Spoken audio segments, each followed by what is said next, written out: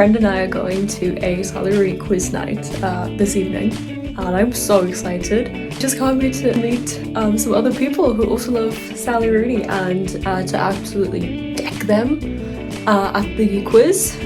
They hate to see a bitch with a fringe and a Hodges Figures tote bag coming. I just know that, so.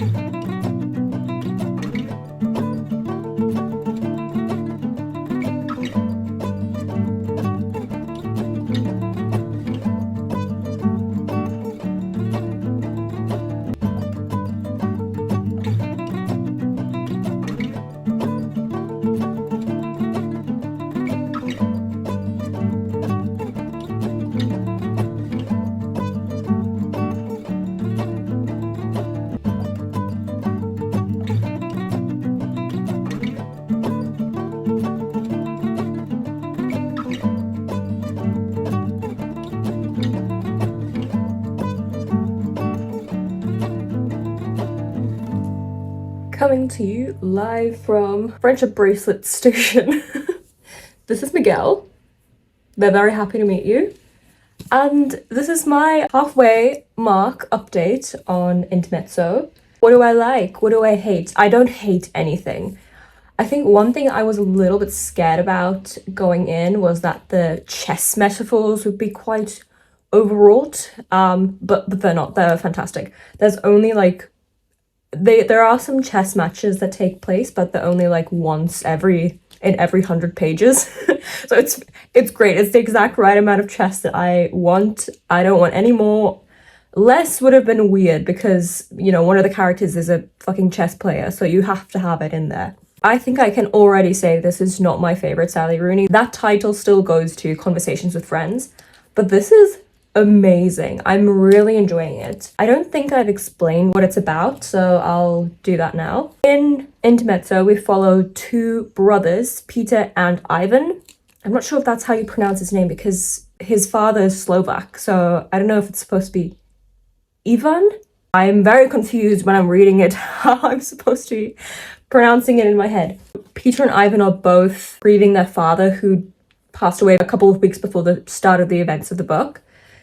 And the ways in which they process this grief and trauma is really fascinating. And I just love always seeing how people write about siblings and how you can be raised in a very similar way, but still have very different takes on life and how you handle things and all that.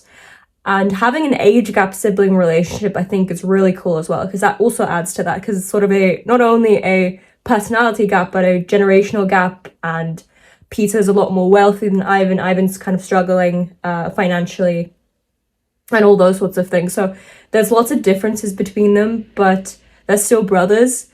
Peter is a lawyer in Dublin. He's in his 30s. He has a very complex relationship past with this woman called Sylvia.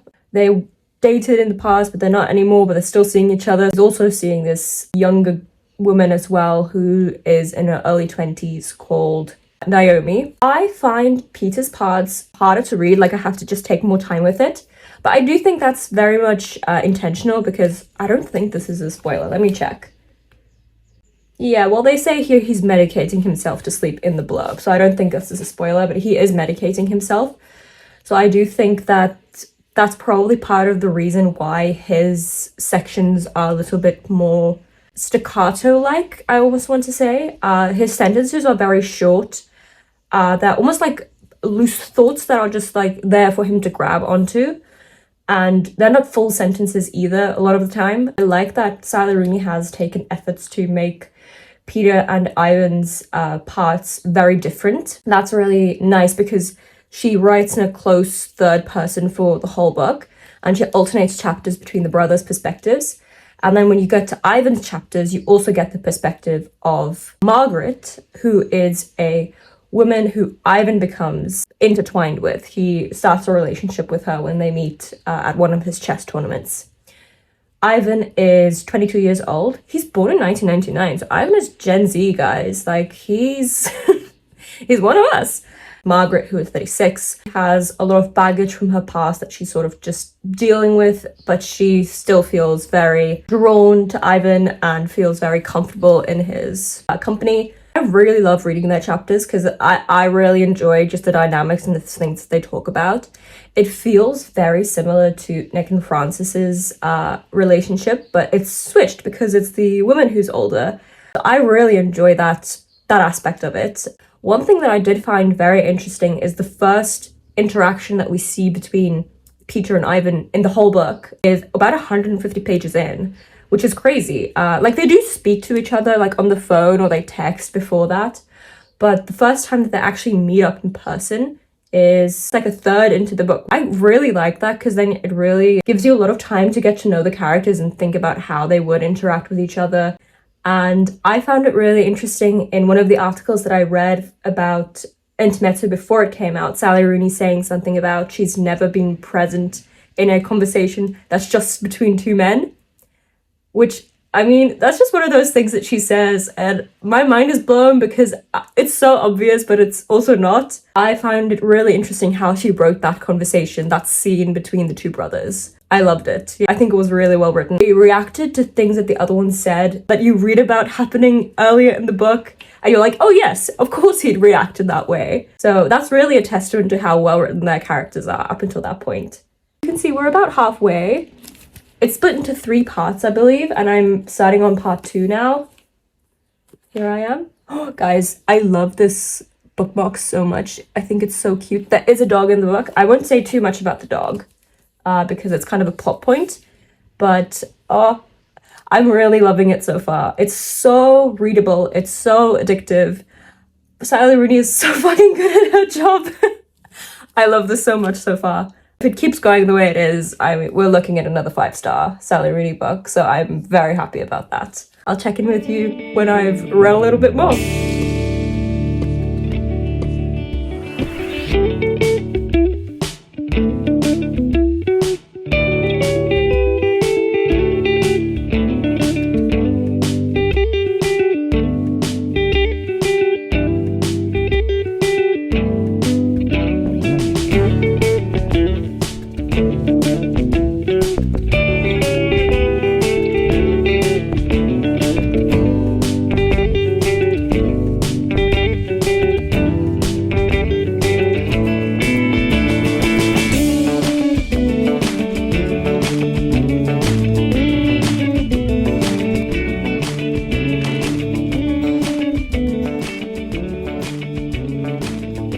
I'm literally reading this so slowly now because I don't want it to end. I love the characters so much.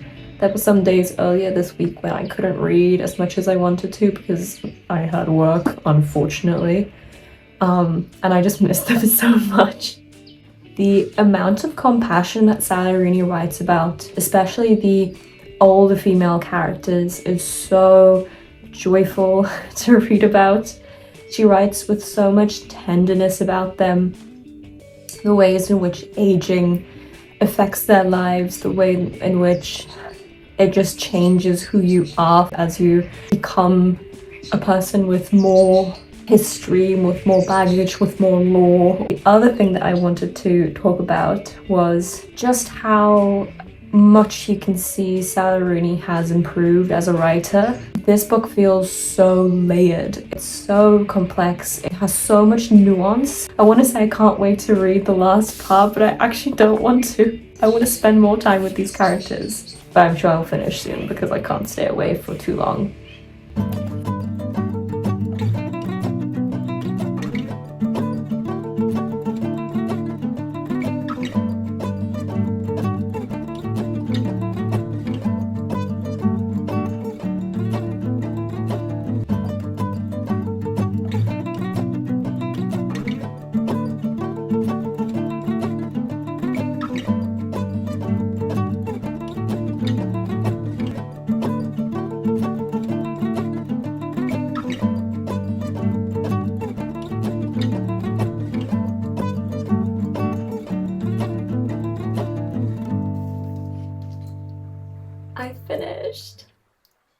This is such a beautiful book.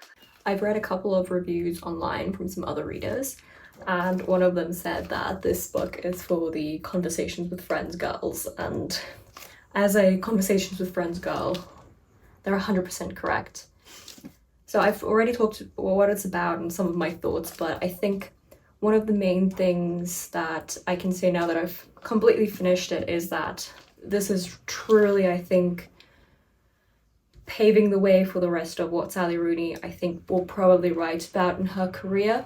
It's so beautiful to see with every book that she's exploring something new and that she's trying to explore a new relationship dynamic. She's already explored so many different relationships dynamics with regards to things like romantic relationships, sexual relationships, and this one felt very much like familial relationships was at the forefront, which was so beautiful to read about, and the grief that can come with that, and how people that you're related to can love you the most and hurt you the most.